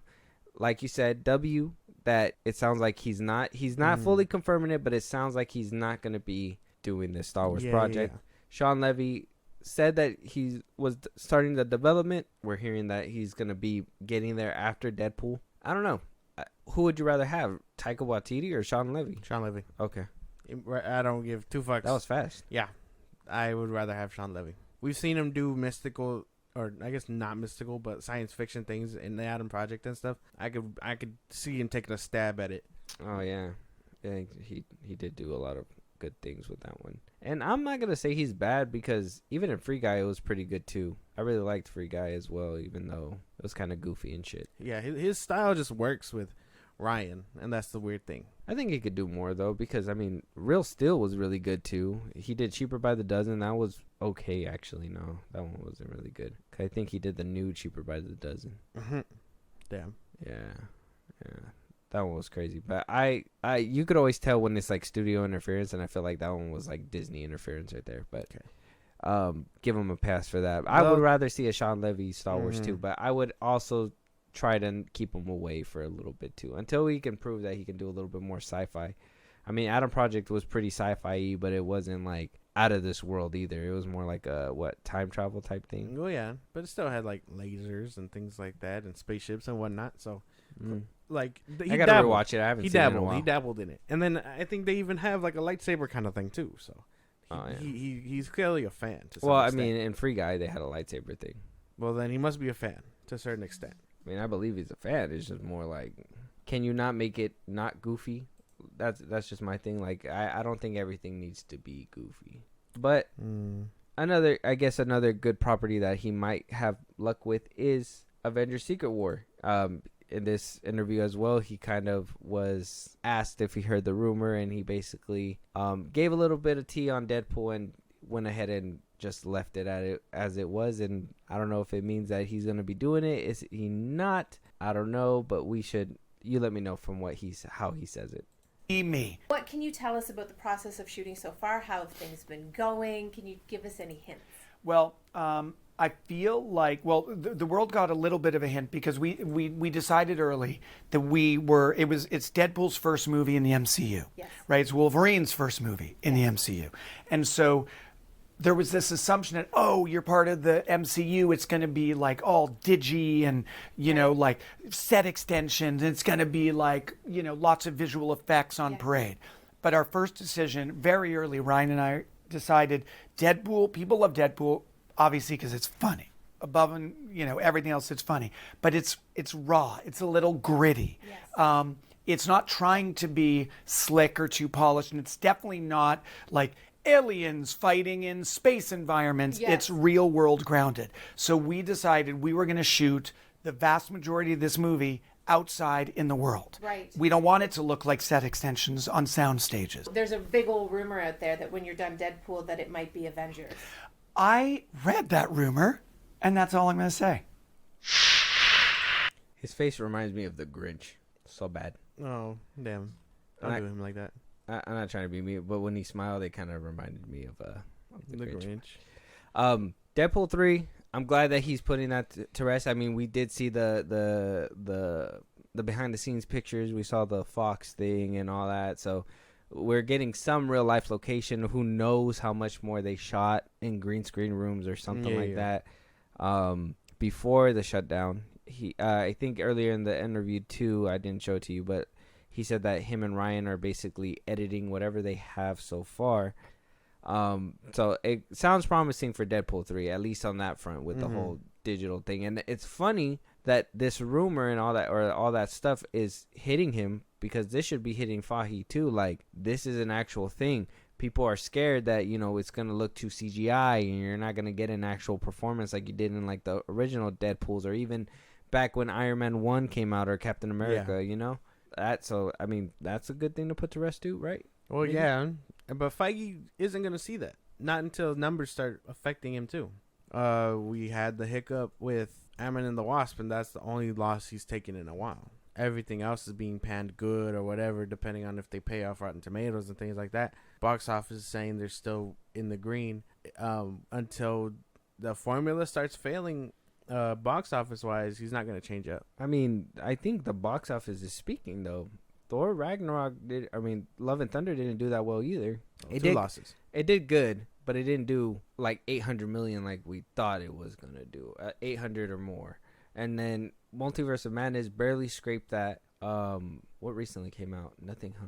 The thing that's going to come out is the Marvels. That's going to really shell shock Marvel for sure whenever that happens. But I don't know, man. That shit, I would have thought Marvel would have understood by now. Like, hey, yo, if Shawn Levy can come in these interviews and say people are telling me that digi doubles and Fahey should know about this shit. Like, he should know what the internet's saying. And if he doesn't, there's a disconnect there. Yeah, for sure. But I mean, he's too high up on his throne to hear us. So that's fucked up. It's true. But and you think he's directing Secret Wars? I don't know. I don't think so. You wouldn't. I wouldn't want him to. I don't think he's built for that caliber. Yeah, yet. No, there's no way. He'd fail drastically. That's a big order. Sam Raimi, I'm hearing, is in the cards too. I heard that. I wouldn't do that either. He does better when it's like solo stuff. Yeah. When you can focus on one character and give him that development. Honestly, man, their safe bet probably would have been the Russo brothers, but I know they're not coming back. Yeah, that's not happening again. They wouldn't do that again, which is crazy to me because they made it happen. I guess you could say it got a little rocky with Endgame. Some people really liked it, but it just didn't pass up, or it didn't surpass Infinity War, right?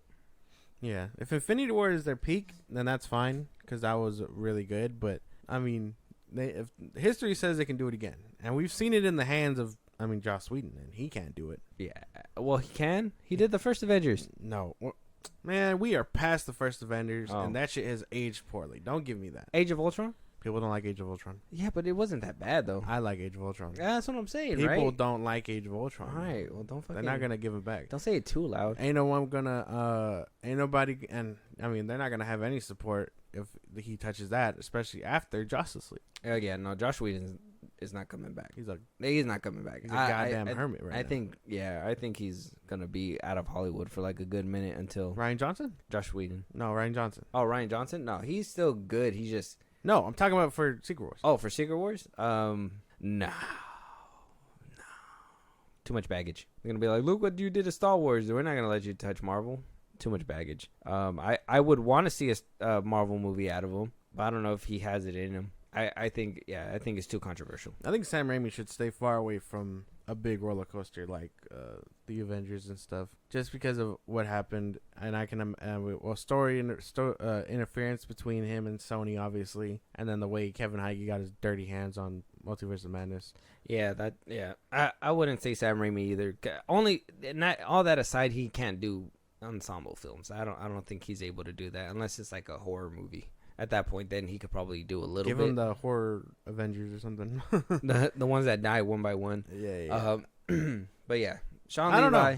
know. All this stuff is up in the air. Who knows? Everything's still on strike regardless, like we talked about with Drew Barrymore and all that already. It's just what to do next. Yeah. What to do next. Basically. But I guess what Sony plans to do next is to start a new studio and implement AI. And this is what I meant when I told you that these people are going to go ahead and start pushing and start chugging along without approval. Because now they're going to start a new studio. It's going to be called H Collective. It's going to be one of their first projects is going to be a sequel to Brightburn. It's going to incorporate technology like artificial intelligence, the metaverse, and Web3 into its projects. One of the projects will be a sequel to Brightburn. During the time writers and actors are on strike for protections against AI, H3 Entertainment's founders ensure that it will respect professionals and fans while promoting responsible technology integration. Wow, bullshit. And if you guys want which studio is doing this, it's Sony. Bullshit. And the only reason why they're starting it under a new studio brand is because they don't want Sony to be tied up in all this. Which is crazy. I believe it. I believe that. Yeah. I wouldn't want my name attached to a failure right out the gate either. That is going to be so ass. Even if you had a big marketing thing like Brightburn, shit. Like, good luck, man. Because, no, this is not going to work out the way they think it is. And even if somehow they manage to generate a whole script, they need actors. Scabs, bro. They're going to happen. It's going to happen, bro. No. It's going to happen. And they're going to do Brightburn without the kid? They're going to make that drastic change? Well, here's the thing, right? So, even the kid came out before. He was an up-and-coming actor. He was new to the game. He wasn't even like a known actor at all. If he is willing to come back, because I don't think he's done any more projects from my knowledge. If he comes back, he's even said, too, because I think at the end of the movie they tease, like, evil Aquaman, evil like an Wonder evil Woman, Justice League type thing. If that happens, he would want them to be all up and coming cast, like new, so they can basically give like shots to obviously new faces. No, this is gonna be a disaster. Yeah, Jackson A. Dunn. He's only done. Oh, he was in Endgame. Is he not the kid from Iron Man 3? Is he? I don't know. I thought he was. Am I tripping? No, you have the cast list right there, no? You know, he's not in Iron Man 3. What was he doing in Endgame? Well, I don't know. That's the question. But he was in Brightburn, The Scent of Rain and Sand. Yeah, no, I don't know what role he played in Endgame. Let me see.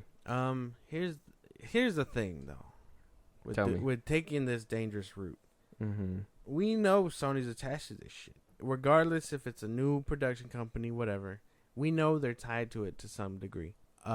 They will get so much backlash. They will do whatever they can to survive. I see it. But oh man, a Brightburn sequel. Oh, he played. Sounds terrible. He played young Scott Lang when he turned into a kid in the suit. Oh, he was him. Okay, weird. But yeah, I don't even know. I don't even think I was asking for a Brightburn sequel, let alone it be done by AI. I was actually asking for a sequel. I think this movie was good. I know that it was produced by your arch nemesis James Gunn. The Banes of my existence. It was written by his brothers, and I think it was a good push ahead. I think it showed new ground that could be broken. I think it did really well. Superhero horror genre. Imagine that's so groundbreaking. I'm super surprised this movie only got a cult following. But at the same time, this is what it's what happens with all the greats. Fucking Halloween, Scream, Friday the 13th. Like how you said, you don't even remember in the first one that it was his mom killing the whole time. It wasn't until the second one that Jason wound up coming out. But it was so quote unquote bad. It wasn't that as great as the other ones with Jason that it was kind of left to the side and only has like a cult niche following. You know. Yeah. This is one I felt like this movie did that, broke first ground. Like this is a new direction. We're actually getting horror within cinema. When people were like, "Oh, Doctor Strange is doing it" or whatever, blah blah blah with Sam Raimi, I was like, "Bullshit! We already got Brightburn. Like, where's that love?" I don't know what happened. I don't know because I wasn't in tune, and maybe I'll do a little bit of digging later on. But I wasn't in tune on why this movie didn't really do super well. But this movie for sure will get a cult following, and I would want to see a second one. It's just, I mean, if they're gonna implement AI, sure, that's fine. If you guys are gonna try it out, fine. But I wouldn't say do it without the writers either, so they can, at least proof it before you go balls deep into AI. You know what I mean? Like, dip your toe in first. Don't just print out a whole script. And if that's the case and it winds up working out and it winds up doing really good, can you really say it's bad? Yes. Because you're replacing the writers. That's bad. Bad AI. Bad Sony. Bad. It's all bad. Ooh, Wooka Chugga. Caveman. Wooka Chugga. Wooka Chugga. But, yeah, no. That sounds ridiculous. I don't know if I'm for all that. So you're not down? No. You're not down for this? Nope. Maybe if it was written by people. No. Sure. Did you like the first Brightburn movie? Yeah, it was good. It was pretty good. A one and done, I think, for sure. Like, I don't need a whole thing diving into a dark Justice League or whatever. That's the last thing my superheroes need at the moment. What? They don't need a Justice League Dark or like a dark universe? No. Like an evil version of... No. Why? We're getting it with the boys. It's not the same. What? It's not the same. You don't understand, man. DC, make me understand. DC movies and DC superheroes as a whole have been under so much stigma lately. I am quite frankly tired of it. We got MCU 2.0 coming out of James Gunn and Warner Brothers. We got The Boys and all that fucking up Superman's reputation, Omni-Man, Invincible. So many things tainting the actual branding heroes. I know they can't fucking... I know DC can't exactly sue them or whatever, but, like, that shit's crazy. We can make the comparison that Homelander's supposed to be Superman or whatever. And this guy, the Brightburn kid, is supposed to be Superman if he was evil. I don't need that stigma anymore. I'm kind of done with it. But they don't call him Superman, so it makes it okay. That's what yeah. But we know it's supposed to be him. Oh, foreign kid from an alien planet gets sent to Earth. Where have we heard that before? We've heard that billions of times. Their names change. Superman, Goku, this kid, Homelander, Omni-Man. Like, but why is it necessarily bad though? Why is it bad for the DC brand if this is a whole separate universe? It's bad because we associate that with them. No, we don't. Yes, we do. You don't associate the boys with Justice League. How? What do you mean? Homelander is supposed to be Superman. They do such a good job with like making it be like parroting, and I get that. Like what's that Wonder Woman, that girl, whatever, and then the Deep and Aquaman. Yeah, that it's more like a parody thing. So that's how they kind of play it off. They're gonna take a different route with Gen V, and we're gonna see how that plays out because it's gonna be kind of like, in my opinion, a parody of the X-Men. If that makes a little bit of sense to you. So you can tell that they're parodying. This is the first movie that took the horror genre seriously with superheroes. So it's a completely different lane. Completely. 100%. Because The Boys is a parody. And this is a completely different lane too that can completely disassociate itself without saying we need to parody these people. All they got to do is make their own lane, horror genre, superheroes. What if fucking scary the super being that landed here that in some other media is hopeful and is supposed to be the savior person, what if they flipped that shit upside down and he did not have that good upbringing and chose a different way? No, that it's a completely different lane that I think it could thrive. I just think maybe it was getting a little desaturated because they were doing those things with Injustice and stuff like that, but that's their fault. They parodied themselves at that point. If it was other people parodying them, I think DC did it on their own when they decided to parody themselves by making Injustice. And they've done it before too with that what's that one animated one? The one where I told you I like when Batman's like, no, Flash, don't do it because you're not going to be able to handle it or whatever. No, damn well he could. But Crisis on Two Earths. Yeah, that one. If DC's going to do it to themselves, you're not going to point the finger and be like, oh, you're doing it to me. No, DC did it on their own. Brightburn was making its own lane, and The Boys is making their own lane by being that parody. The Crime Syndicate is still a shit idea. What do you call them? The Seven? Justice League, man. Yeah,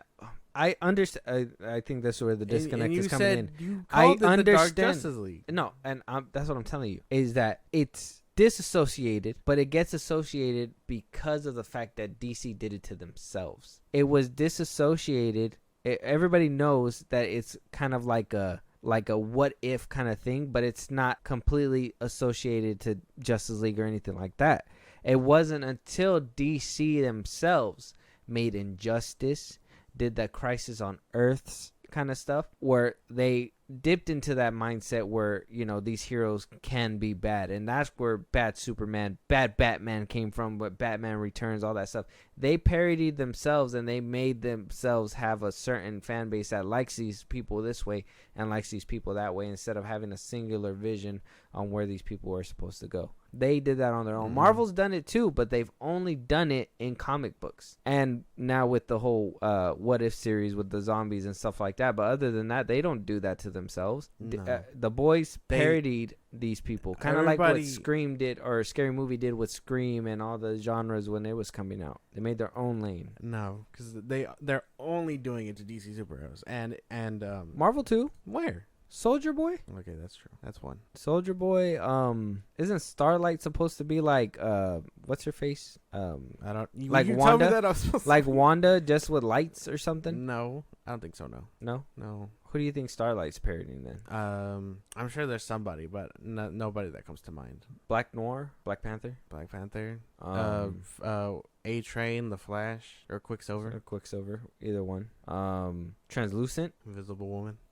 Yeah. So I think they get it from different places. I mean, the Asian dude that got his ear smacked in by Homelander, that was Daredevil all the way. You remember? Yeah. And he's like, oh, he's blind.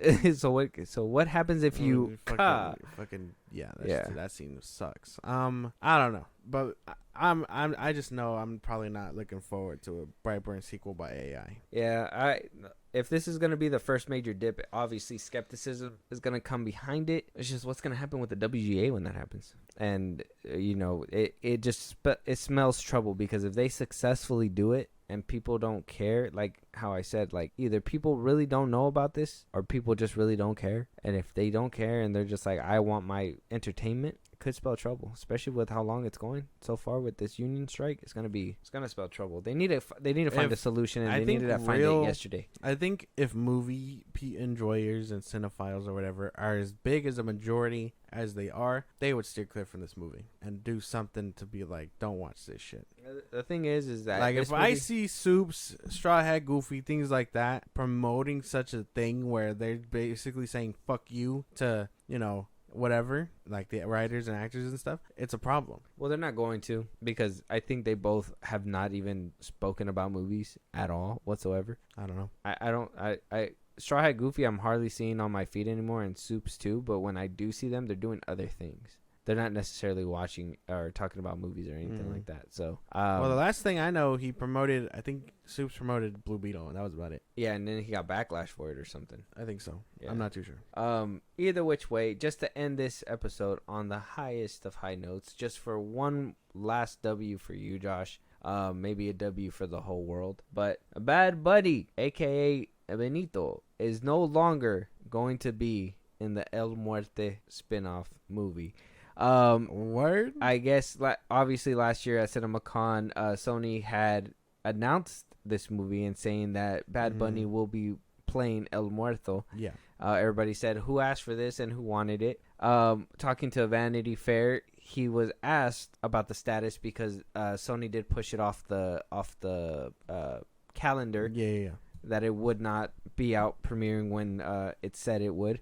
And that's obviously due to the strikes, but maybe as well because of Bad Bunny's schedule. That's why he ran into scheduling problems at one point before that. Yeah, so he said in an awkward silence, I don't know what to say. The situation is delicate. And then his publicist chimed in saying, obviously it's out. Oh, okay. So his publicist basically, he was kind of beating around the bush, wondering whether or not he should say or confirm he's not going to be a part of it, or who knows if he's going to, I'm guessing he probably doesn't know the logistics when it comes to like how long the WGA strike's going to be and stuff like that.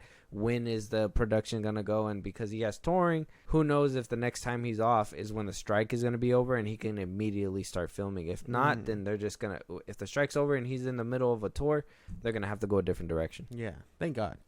Sorry, I don't think you're cut out to be an actor. Not at this time. Not after seeing you in Bullet Train. You felt like he was bad in Bullet Train? He didn't give much in Bullet Train to begin with. Well, then how do you not know that this could have been his career-defining movie? El Muerte takes on Spider-Man. Because they wasted him regardless. He was just someone, I deadass think he was just someone to bring in cash. People know who Bad Bunny is. Damn. Oh, yeah, because he was kind of hot off the tour when they announced this and stuff like that, too, huh? Benito and all that shit. I don't know. W, then? W. W? W. All right. W for Spider-Man fans, Sony fans, things like that. I don't know if the movie entirely is done and they'll just choose someone else. Let's hope that it's just completely done. Let's just hope it's gone for sure. But I don't think anybody was asking for this either. Of course not. I don't know anybody who was asking for this. But we dodged a bullet. Thank you for making that and taking this loss, I guess. Just putting it out of its misery. Basically. Very good. But that is going to be our last topic. El Muerte is not happening as of right now.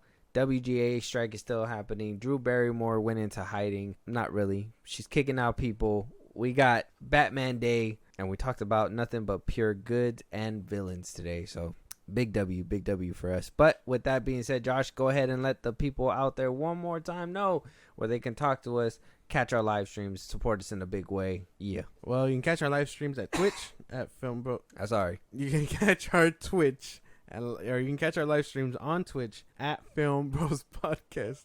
That shit was unnecessarily loud.